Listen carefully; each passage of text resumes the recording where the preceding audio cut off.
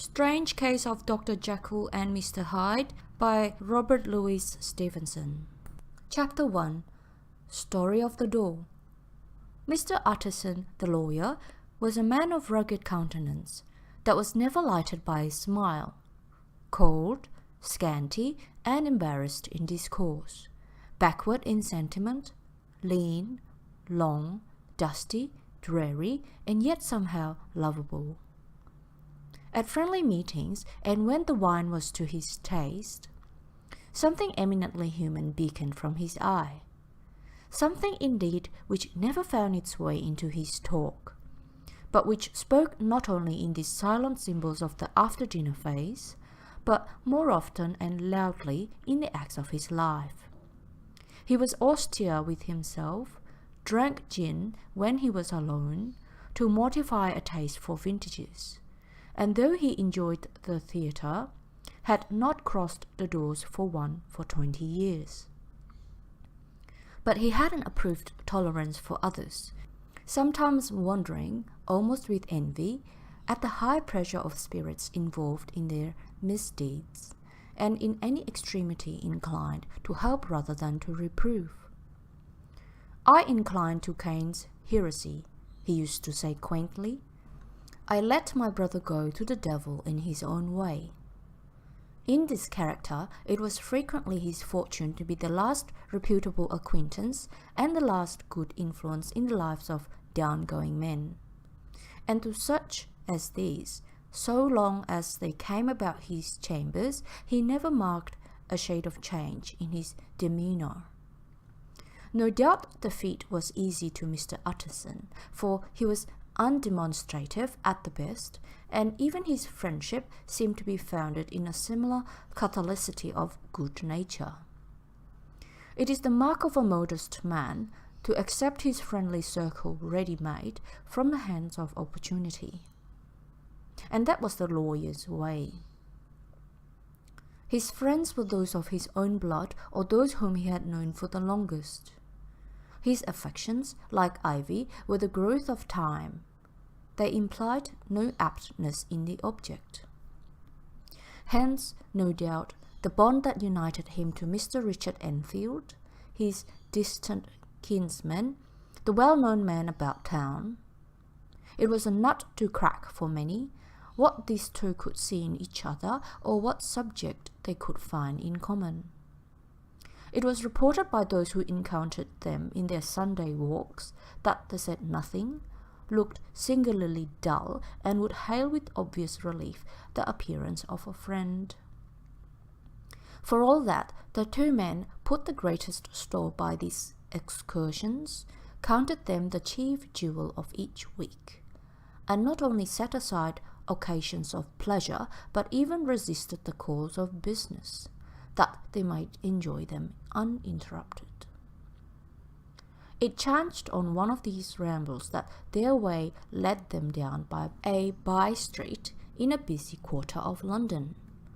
The street was small and what is called quiet, but it drove a thriving trade on the weekdays. The inhabitants were all doing well, it seemed, and all emulously hoping to do better still, and laying out the surplus of their gains in coquetry, so that the shop fronts stood along that thoroughfare with an air of invitation, like rows of smiling saleswomen. Even on Sunday, when it veiled its more florid charms and lay comparatively empty of passage, the street shone out in contrast to its dingy neighbourhood, like a fire in a forest, and with its freshly painted shutters, well-polished brasses, and general cleanliness and gaiety of note, instantly caught and pleased the eye of the passenger. 2 doors from one corner, on the left hand going east, the line was broken by the entry of a court, and just at that point, a certain sinister block of building thrust forward its gable on the street. It was 2 stories high, showed no window, nothing but a door on the lower story and a blind forehead of discoloured wall on the upper. and bore in every feature the marks of a prolonged and sordid negligence. The door, which was equipped with neither bell nor knocker, was blistered and distained. Tramps slouched into the recess and struck matches on the panels. Children kept shop upon the steps. The schoolboy had tried his knife on the mouldings, and for close on a generation no one had appeared to drive away these random visitors or to repair the ravages. Mr. Enfield and the lawyer were on the other side of the by-street, but when they came abreast of the entry, the former lifted up his cane and pointed. "Did you ever remark that door?" he asked. And when his companion had replied in the affirmative, "It is connected in my mind," added he, with a very odd story. "Indeed," said Mr. Utterson, with a slight change of voice. "And what was that?" "Well, it was this way," returned Mr. Enfield. "I was coming home from some place at the end of the world, but about 3 o'clock of a black winter morning, and my way lay through a part of town where there was literally nothing to be seen but lamps. Street after street, and all the folks asleep. Street after street, all lighted up as if for a procession, and all as empty as church. Till at last I got into that state of mind when a man listens and listens, and begins to long for the sight of a policeman. All at once I saw two figures.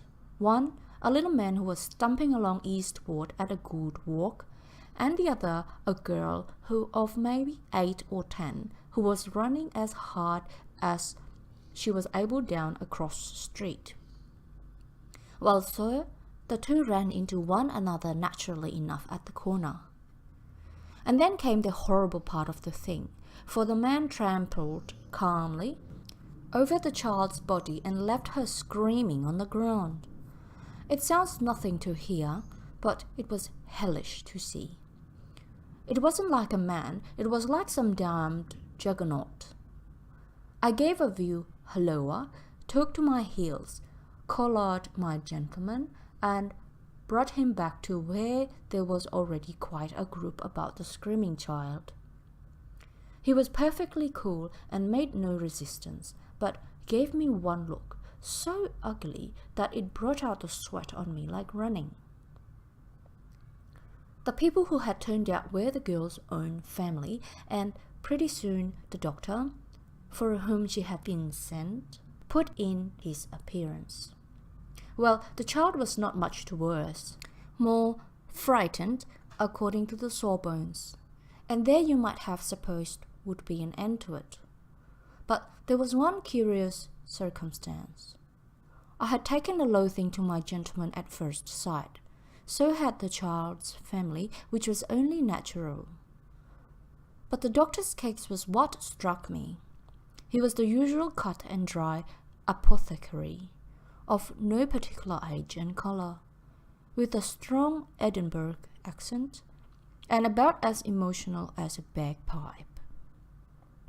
Well, sir, he was like the rest of us. Every time he looked at my prisoner, I saw that Sawbones turn sick and white with the desire to kill him.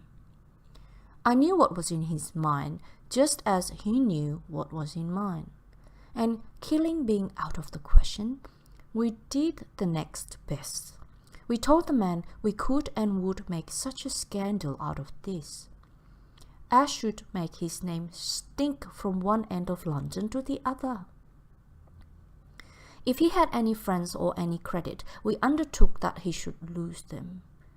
And all the time, as we were pitching it in red hot, we were keeping the woman off him as best as we could, for they were as wild as harpies.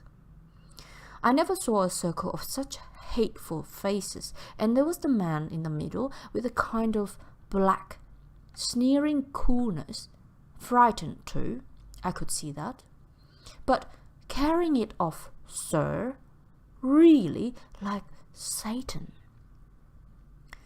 If you choose to make capital out of this accident, said he, I am a naturally helpless man.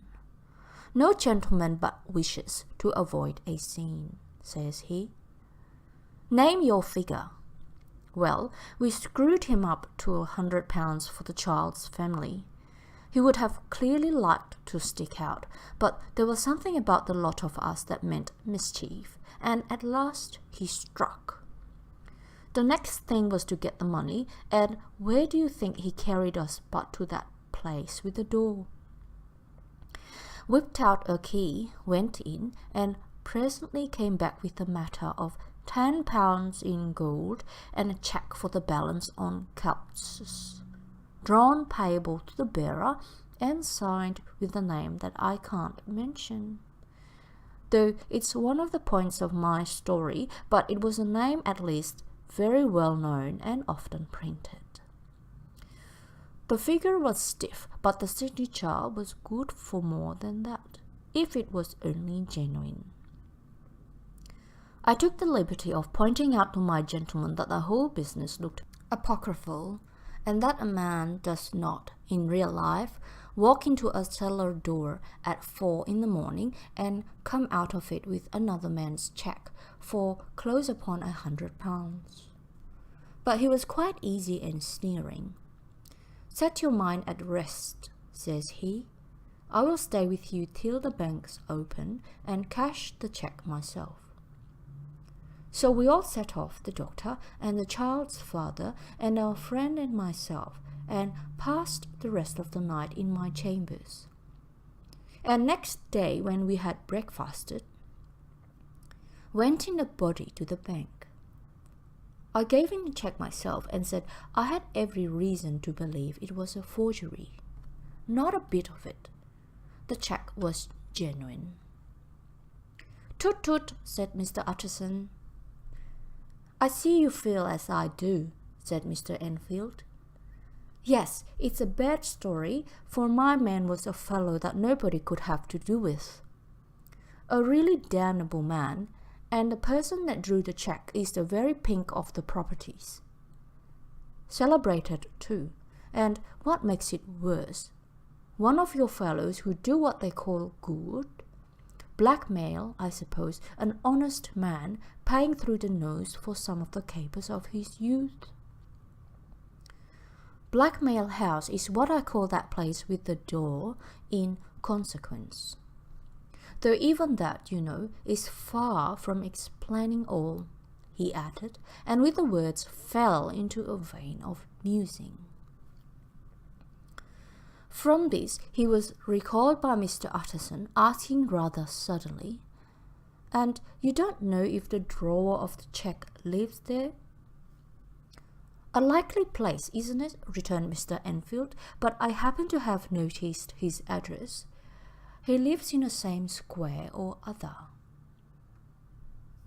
"And you never asked about the place with the door?" said Mr. Utterson. "No, sir, I had a delicacy," was the reply. "I feel very strongly about putting questions. It partakes too much of the style of the day, of judgment. You start a question and it's like starting a stone.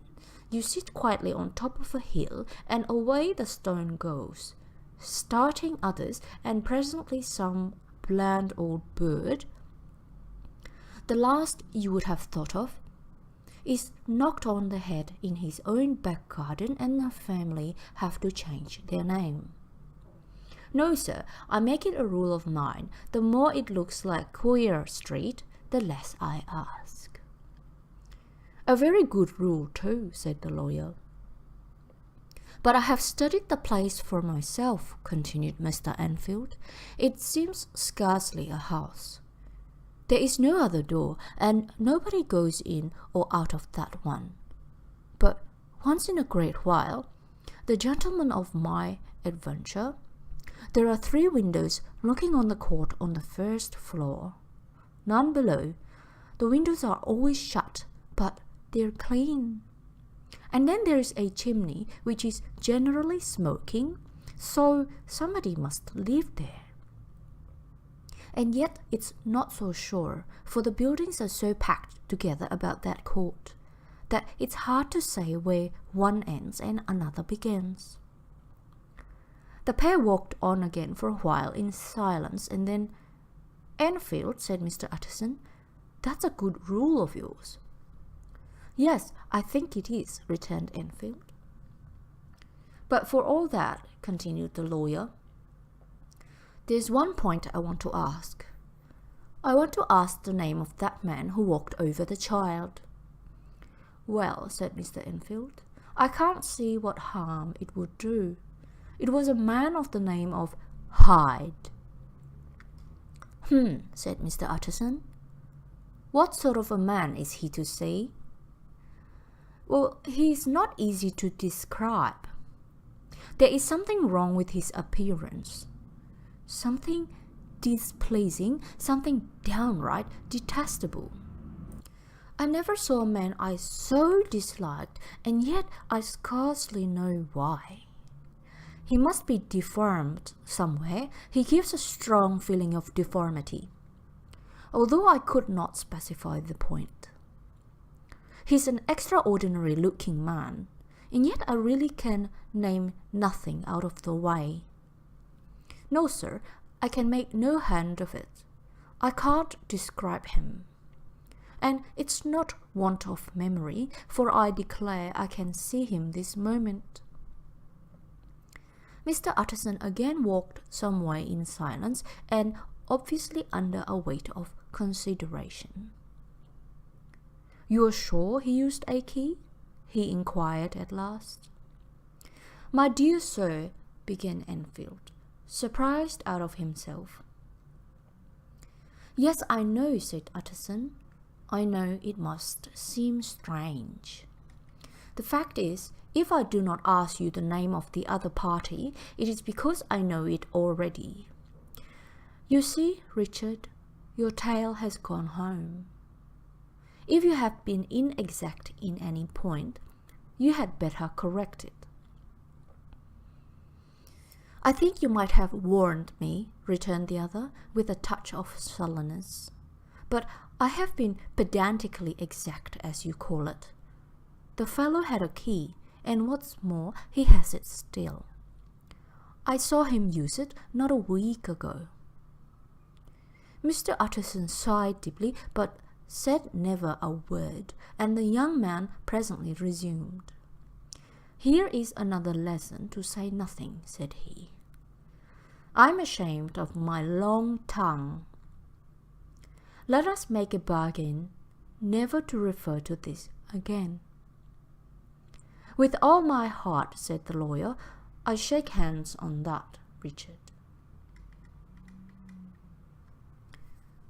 Chapter 2. Search for Mr. Hyde. That evening, Mr. Utterson came home to his bachelor house in sombre spirits, and sat down to dinner without relish.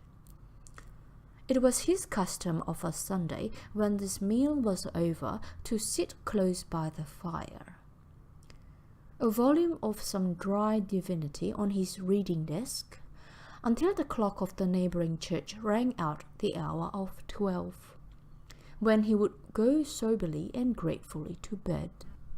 On this night, however, as soon as the cloth was taken away, he took up a candle and went into his business room. There he opened his safe, took from the most private part of it a document endorsed on the envelope as Dr. Jekyll's will, and sat down with a clouded brow to study its contents. The will was holograph, for Mr. Utterson, though he took charge of it now that it was made, had refused to lend the least assistance in the making of it.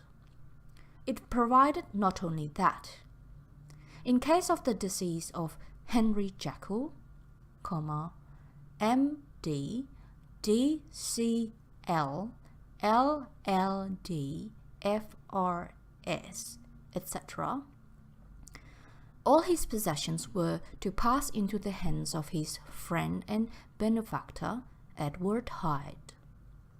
But that in case of Dr. Jekyll's disappearance or unexplained absence for any period exceeding 3 calendar months, the said Edward Hyde should step into the said Henry Jekyll's shoes, without further delay and free from any burden or obligation, beyond the payment of a few small sums to the members of the doctor's household. This document had long been the lawyer's eyesore. It offended him both as a lawyer and as a lover of the sane and customary sides of life, to whom the fanciful was the immodest. And hitherto it was his ignorance of Mr. Hyde that had swelled his indignation. Now, by a sudden turn, it was his knowledge. It was already bad enough when the name was but a name of which he could learn no more. It was worse when it began to be clothed upon with the detestable attributes. And out of the shifting, insubstantial mists that had so long baffled his eye, there leaped up the sudden, definite presentiment of a fiend. "I thought it was madness," he said, as he replaced the obnoxious paper in the safe, "and now I begin to fear it is disgrace." With that, he blew out his candle, put on a greatcoat, and set forth in the direction of Cavendish Square, that citadel of medicine, where his friend, the great Dr. Lanyon, had his house and received his crowding patients. If anyone knows, it will be Lanyon, he had thought. The sullen butler knew and welcomed him.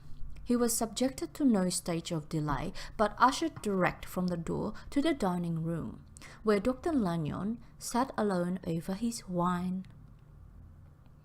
This was a hearty, healthy, dapper, red-faced gentleman with a shock of hair prematurely white, and a boisterous and decided manner. At sight of Mr. Utterson, he sprang up from his chair and welcomed him with both hands. The geniality, as was the way of the man, was somehow theatrical to the eye, but it reposed on genuine feelings. For these two were old friends, old mates, both at school and college, both thorough respecters of themselves and of each other, and, what does not always follow, men who thoroughly enjoyed each other's company. After a little rambling talk, the lawyer led up to the subject which so disagreeably preoccupied his mind. "I suppose, Lanyon," said he, "you and I must be the two oldest friends that Henry Jekyll has." "I wish the friends were younger," chuckled Dr. Lanyon, "but I suppose we are. And what of that? I see little of him now." "Indeed," said Utterson, "I thought you had a bond of common interest." "We had," was the reply. "But it is more than 10 years since Henry Jekyll became too fanciful for me.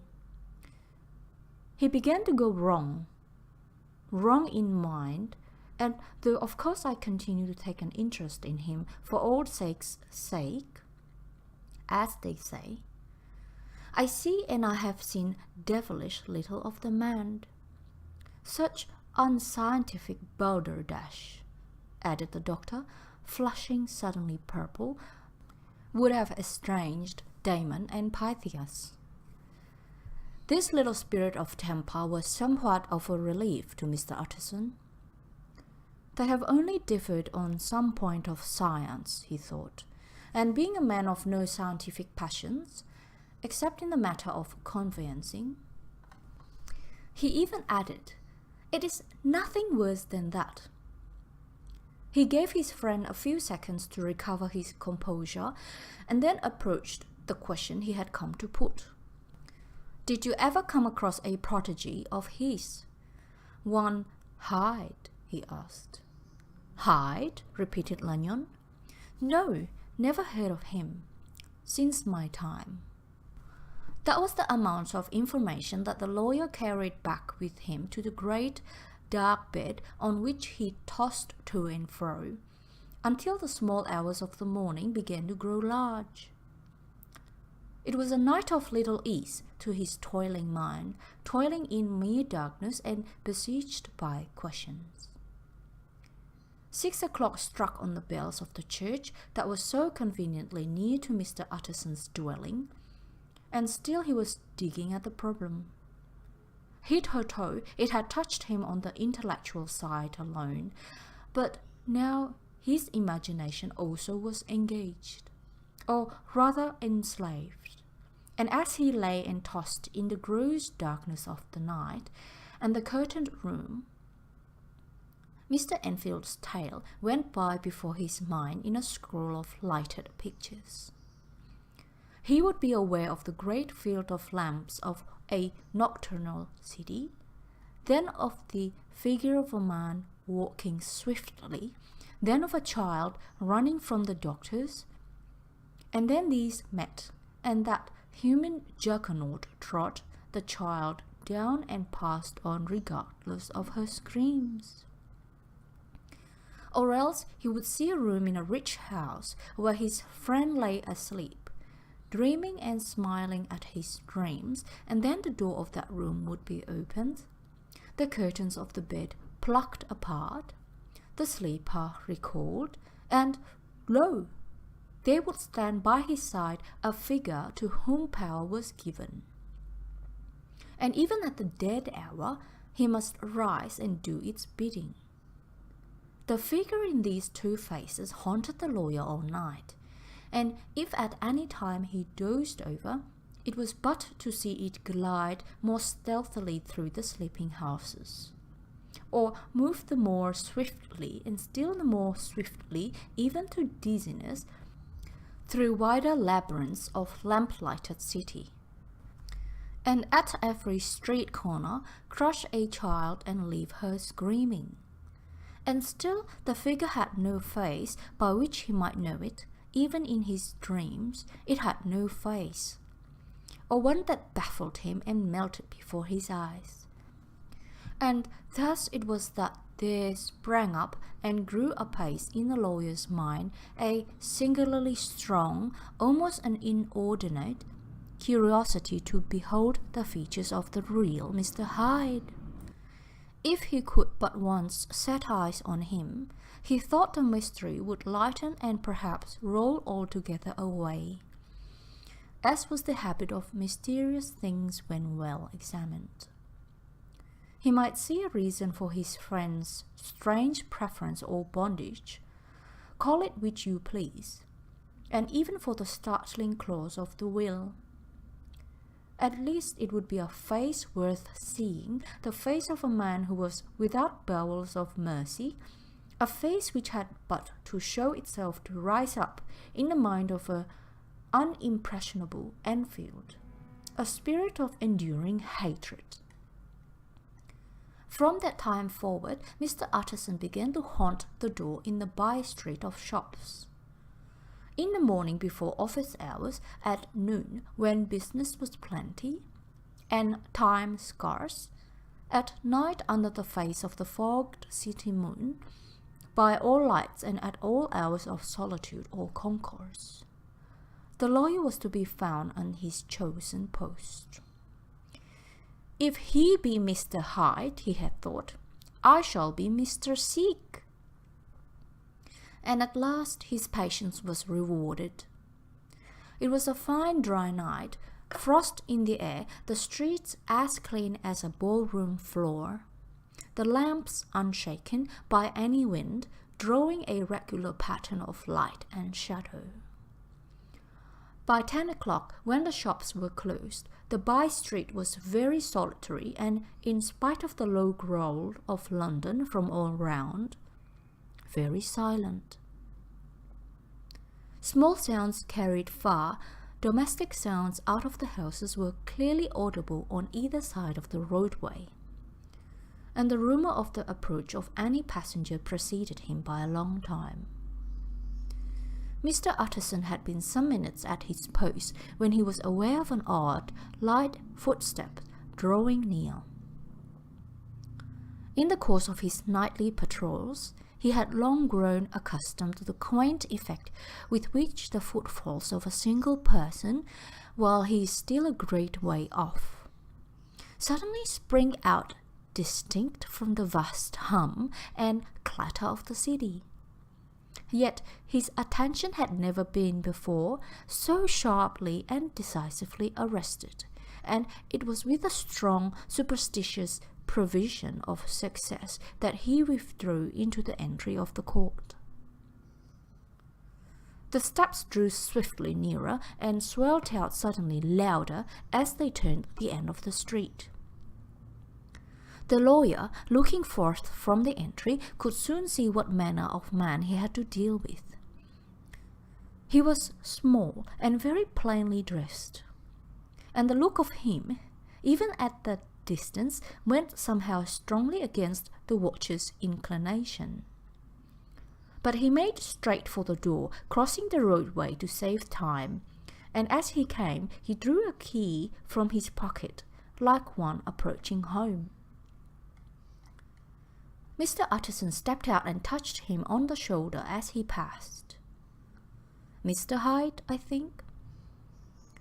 Mr. Hyde shrank back with a hissing intake of the breath, but his fear was only momentary, and though he did not look the lawyer in the face, he answered coolly enough, "That is my name. What do you want?" "I see you're going in," returned the lawyer. "I'm an old friend of Dr. Jekyll's, Mr. Utterson of Gaunt Street. You must have heard my name, and meeting you so conveniently, I thought you might admit me." "You will not find Dr. Jekyll. He is from home," replied Mr. Hyde, blowing in the key. And then suddenly, but still without looking up, "How did you know me?" he asked. "On your side," said Mr. Utterson. "Will you do me a favour?" "With pleasure," replied the other. "What shall it be?" "Will you let me see your face?" asked the lawyer. Mr. Hyde appeared to hesitate, and then, as if upon some sudden reflection, fronted about with an air of defiance, and the pair stared at each other pretty fixedly for a few seconds. "Now I shall know you again," said Mr. Utterson. "It may be useful." "Yes," returned Mr. Hyde, "it is as well we have met. And apropos, you should have my address." And he gave a number of a street in Soho. "Good God!" thought Mr. Utterson. "Can he too have been thinking of the will?" But he kept his feelings to himself and only grunted in acknowledgment of the address. "And now," said the other, "how did you know me?" "By description," was the reply. "Whose description?" "We have common friends," said Mr. Utterson. "Common friends?" echoed Mr. Hyde, a little hoarsely. "Who are they?" "Jekyll, for instance," said the lawyer. "He never told you," cried Mr. Hyde, with a flush of anger. "I did not think you would have lied." "Come," said Mr. Utterson, "that is not fitting language." The other snarled aloud into a savage laugh, and the next moment, with extraordinary quickness, he had unlocked the door and disappeared into the house. The lawyer stood a while when Mr. Hyde had left him, the picture of disquietude. Then he began slowly to mount the street, pausing every step or two and putting his hand to his brow like a man in mental perplexity. The problem he was thus debating as he walked was one of a class that is rarely solved. Mr. Hyde was pale and dwarfish. He gave an impression of deformity without any nameable malformation. He had a displeasing smile. He had borne himself to the lawyer with a sort of murderous mixture of timidity and boldness, and he spoke with a husky, whispering and somewhat broken voice. All these were points against him, but not all of these together could explain the hitherto unknown disgust, loathing, and fear with which Mr. Utterson regarded him. "There must be something else," said the perplexed gentleman. "There is something more, if I could find a name for it. God bless me, the man seems hardly human." "Something troglodytic, shall we say? Or can it be the old story of Dr. Fell? Or is it the mere radiance of a foul soul that thus transpires through and transfigures its clay continent?" "The last, I think, for oh my poor old Harry Jekyll. If ever I read Satan's signature upon a face, it is on that of your new friend." Round the corner from the by-street there was a square of ancient, handsome houses, now for the most part decayed from their higher estate and let in flats and chambers to all sorts and conditions of men. Map engravers, architects, shady lawyers, and the agents of obscure enterprises. One house, however, second from the corner, was still occupied entirely. And at the door of this, which wore a great air of wealth and comfort, though it was now plunged in darkness except for the fanlight, Mr. Utterson stopped and knocked. A well-dressed, elderly servant opened the door. "Is Dr. Jekyll at home, Poole?" asked the lawyer. "I will see Mr. Utterson," said Poole, admitting the visitor, as he spoke, into a large, low-roofed, comfortable hall, paved with flags, warmed, after the fashion of a country house, by a bright open fire, and furnished with costly cabinets of oak. "Will you wait by the fire, sir? Or shall I give you a light in the dining-room?" "Here, thank you," said the lawyer, and he drew near and leaned on the tall fender. This hall, in which he was now left alone, was a pet fancy of his friend of the doctor's, and Utterson himself was wont to speak of it as the pleasantest room in London. But tonight there was a shudder in his blood. The face of Hyde sat heavy on his memory. He felt, what was rare with him, a nausea and distaste of life, and in the gloom of his spirits he seemed to read a menace in the flickering of the firelight on the polished cabinets, and the uneasy starting of the shadow on the roof. He was ashamed of his relief when Poole presently returned to announce that Dr. Jekyll was gone out. "I saw Mr. Hyde go in by the old dissecting room door, Poole," he said. "Is that right when Dr. Jekyll is from home?" "Quite right, Mr. Utterson, sir," replied the servant. "Mr. Hyde has a key." "Your master seems to repose a great deal of trust in that young man, Poole," resumed the other musingly. "Yes, sir, he do indeed," said Poole. "We have all orders to obey him." "I do not think I ever met Mr. Hyde?" asked Utterson. "Oh dear no, sir, he never dines here," replied the butler. "Indeed, we see very little of him on this side of the house. He mostly comes and goes by the laboratory." "Well, good night, Poole." "Good night, Mr. Utterson." And the lawyer set out homeward with a very heavy heart. "Poor Harry Jekyll," he thought. "My mind misgives me he is in deep waters. He was wild when he was young, a long while ago to be sure, but in the law of God there is no statute of limitations. Aye, it must be that the ghost of some old sin, the cancer of some concealed disgrace.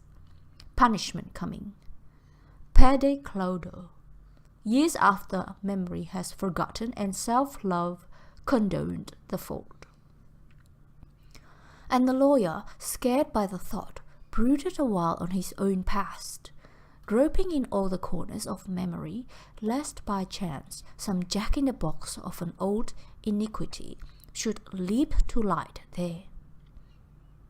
His past was fairly blameless. Few men could read the rolls of their life with less apprehension, yet he was humbled to the dust by the many ill things he had done, and raised up again into a sober and fearful gratitude by the many that he had come so near to doing, yet avoided. And then by a return on his former subject, he conceived a spark of hope. This Master Hyde, if he were studied, thought he, must have secrets of his own. Black secrets, by the look of him. Secrets compared to which poor Jekyll's worst would be like sunshine. Things cannot continue as they are. It turns me cold to think of this creature stealing like a thief to Harry's bedside. Poor Harry, what awakening! And the danger of it, for if this Hyde suspects the existence of the will, he may grow impatient to inherit. I must put my shoulder to the wheel if Jekyll will but let me, he added. If Jekyll will only let me. For once more he saw before his mind's eye, as clear as transparency, the strange clauses of the will. Chapter 3. Dr. Jekyll was quite at ease. A fortnight later, by excellent good fortune, the doctor gave one of his pleasant dinners to some 5 or 6 old cronies, all intelligent, reputable men, and all judges of good wine, and Mr. Utterson so contrived that he remained behind after the others had departed. This was no new arrangement, but a thing that had befallen many scores of times. Where Utterson was liked, he was liked as well. Hosts loved to detain the dry lawyer when the light-hearted and the loose-tongued had already their foot on the threshold. They liked to sit a while in his unobtrusive company, practising for solitude, sobering their minds in a man's rich silence after the expense and strain of gaiety. To this rule, Dr. Jekyll was no exception, and as he now sat on the opposite side of the fire, a large, well-made, smooth-faced man of 50, with something of a slyish cast, perhaps, but every mark of capacity and kindness, you could see by his looks that he cherished for Mr. Utterson a sincere and warm affection. "I have been wanting to speak to you, Jekyll," began the latter. "You know that will of yours?" A close observer might have gathered that topic was distasteful, but the doctor carried it off gaily. "My poor Utterson," said he, "you are unfortunate in such a client. I never saw a man so distressed as you were by my will, unless it were that hidebound pedant, Lanyon, at what he called myself scientific heresies. Oh, I know he's a good fellow. You need not frown. An excellent fellow, and I always mean to see more of him. But a hidebound pedant for all that. An ignorant, blatant pedant. I was never more disappointed in any man than Lanyon." "You know I never approved of it," pursued Utterson, ruthlessly disregarding the fresh topic. "My will? Yes, certainly I know that," said the doctor, a trifle sharply. "You have told me so." "Well, I tell you so again," continued the lawyer. "I have been learning something of a young Hyde. The large handsome face of Dr. Jekyll grew pale to the very lips, and there came a blackness about his eyes. "I do not care to hear more," said he. "This is a matter I thought we had agreed to drop."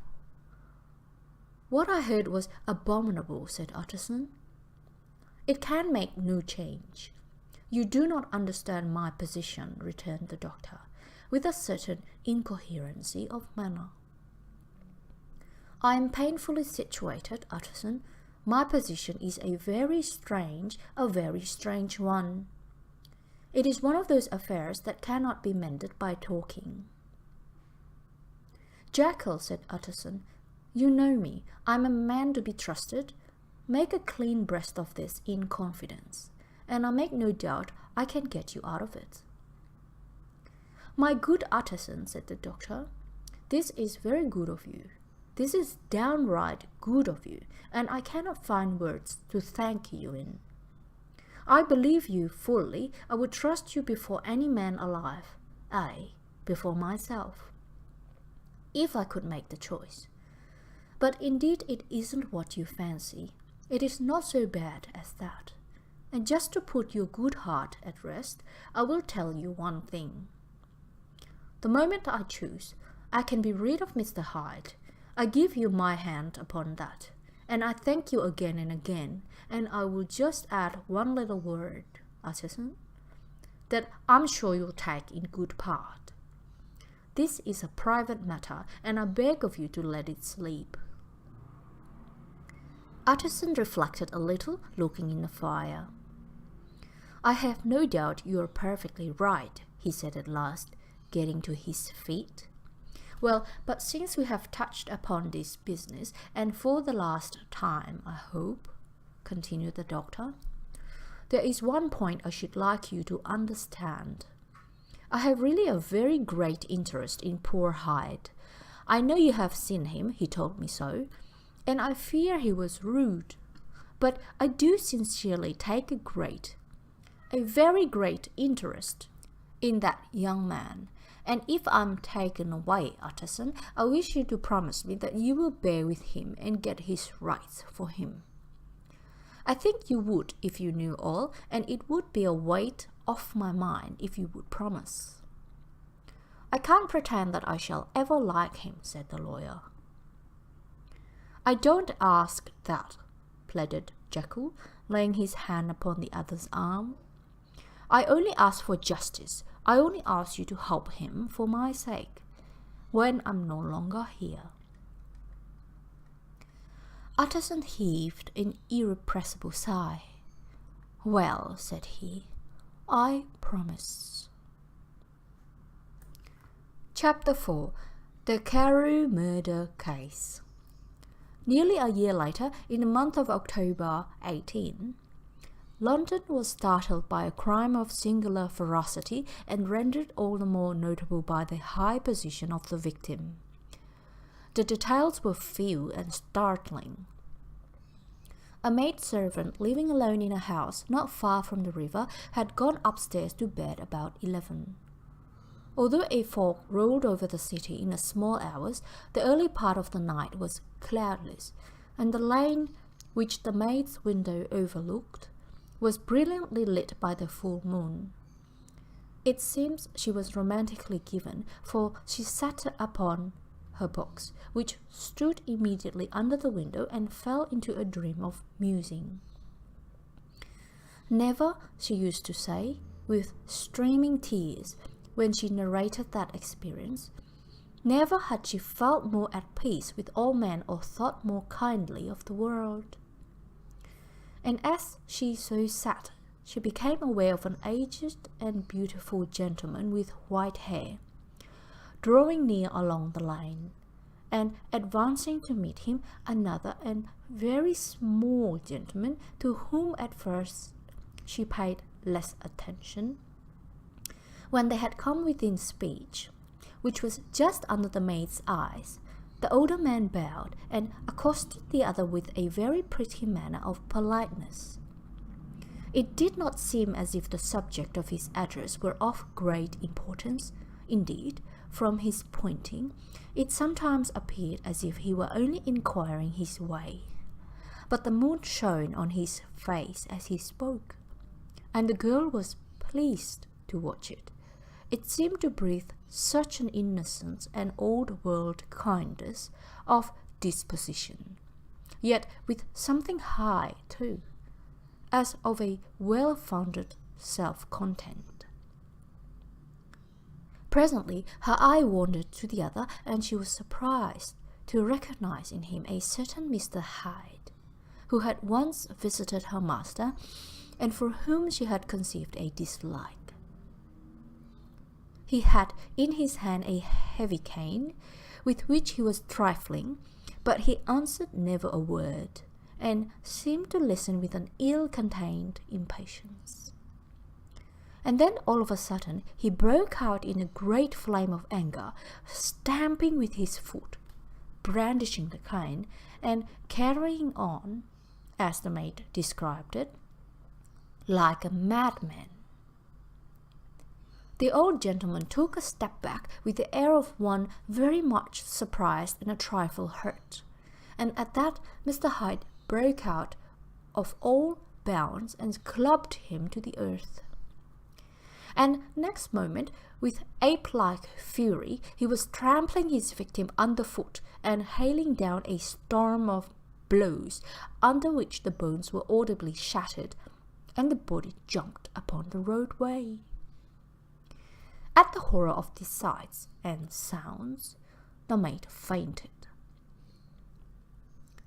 It was 2 o'clock when she came to herself and called for the police. The murderer was gone long ago, but there lay his victim in the middle of the lane, incredibly mangled. The stick with which the deed had been done, although it was of some rare and very tough and heavy wood, had broken in the middle under the stress of this insensate cruelty, and one splintered half had rolled in the neighbouring gutter. The other, without doubt, had been carried away by the murderer. A purse and a gold watch were found upon the victim, but no cards or papers, except a sealed and stamped envelope which he had been probably carrying to the post, and which bore the name and address of Mr. Utterson. This was brought to the lawyer the next morning before he was out of bed, and he had no sooner seen it and been told the circumstances than he shot out a solemn lip. "I shall say nothing till I have seen the body," said he. "This may be very serious. Have the kindness to wait while I dress." And with the same grave countenance, he hurried through his breakfast and drove to the police station, whither the body had been carried. As soon as he came into the cell, he nodded. "Yes," said he, "I recognize him. I'm sorry to say that this is Sir Danvers Carew." "Good God, sir!" exclaimed the officer. "Is it possible?" And the next moment his eye lighted up with professional ambition. "This will make a deal of noise," he said, "and perhaps you can help us to the man." And he briefly narrated what the maid had seen, and showed the broken stick. Mr. Utterson had already quailed at the name of Hyde, but when the stick was laid before him, he could doubt no longer, broken and battered as it was. He recognized it, for one, that he had himself presented many years before to Henry Jekyll. "Is this Mr. Hyde a person of small stature?" he inquired. "Particularly small and particularly wicked-looking is what the maid calls him," said the officer. Mr. Utterson reflected, and then, raising his head, "If you will, come with me in my cab," he said. "I think I can take you to his house." It was by this time about 9 in the morning, and the first fog of the season. A great chocolate-coloured pall lowered over heaven, but the wind was continually charging and routing these embattled vapours, so that as the cab crawled from the street to street, Mr. Utterson beheld a marvellous number of degrees and hues of twilight. For here it would be dark like the back end of evening, and there would be a glow of rich, lurid brown like the light of some strange conflagration, and here, for a moment, the fog would be quite broken up, and a haggard shaft of daylight would glance in between the swirling rifts.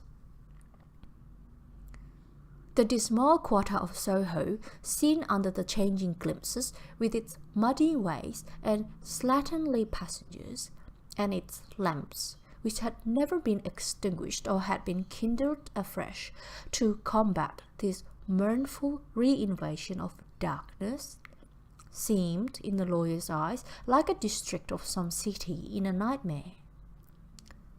The thoughts of his mind, besides, were of the gloomiest dye, and when he glanced at the companion of his drive, he was conscious of some touch of that terror of the law and the law's officer which may at times assail the most honest. As the cab drew up before the address indicated, the fog lifted a little and showed him a dingy street, a gin palace, a low French eating house, a shop for the retail of penny numbers and two-penny salads. Many ragged children huddled in the doorways, and many women of different nationalities passing out, key in hand, to have a morning glass. And the next moment the fog settled down again upon that part, as brown as umber, and cut him off from his blackguardly surroundings. This was the home of Henry Jekyll's favourite, of a man who was heir to £250,000 sterling. An ivory-faced and silvery-haired old woman opened the door. She had an evil face smothered by hypocrisy, but her manners were excellent. Yes, she said, this was Mr. Hyde's, but he was not at home. He had been in that night very late, but had gone away again in less than an hour. There was nothing strange in that. His habits were very irregular, and he was often absent. For instance, it was nearly 2 months since she had seen him till yesterday. Very well then, we wish to see his rooms, said the lawyer, and when the woman began to declare it was impossible, I had better tell you who this person is, he added. This is Inspector Newcomen of Scotland Yard. A flash of odious joy appeared upon the woman's face. Ah, said she, he is in trouble. What has he done?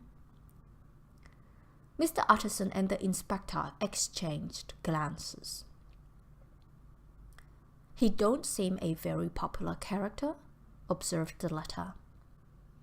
And now, my good woman, just let me and this gentleman have a look about us. In the whole extent of the house, which but for the old woman remained otherwise empty, Mr. Hyde had only used a couple of rooms, but these were furnished with luxury and good taste. A closet was filled with wine, the plate was of silver, the napery elegant, a good picture hung upon the walls, a gift, as Utterson supposed, from Henry Jekyll, who was much of a connoisseur, and the carpets were of many plies and agreeable in colour. At this moment, however, the rooms bore every mark of having been recently and hurriedly ransacked.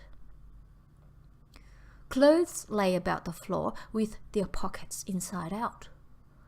Lock-fast drawers stood open, and on the hearth there lay a pile of grey ashes, as though many papers had been burned. From these embers the inspector disinterred the butt end of a green cheque-book which had resisted the action of the fire. The other half of the stick was found behind the door, and as this clinched his suspicions, the officer declared himself delighted.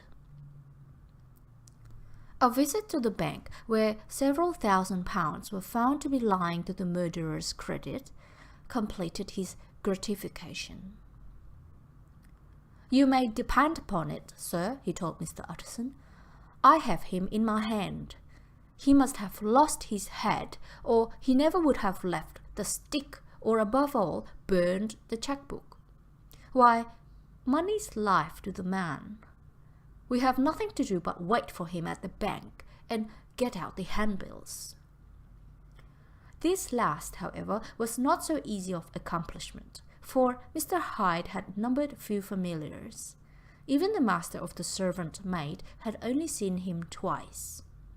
His family could nowhere be traced. He had never been photographed, and the few who could describe him differed widely, as common observers will.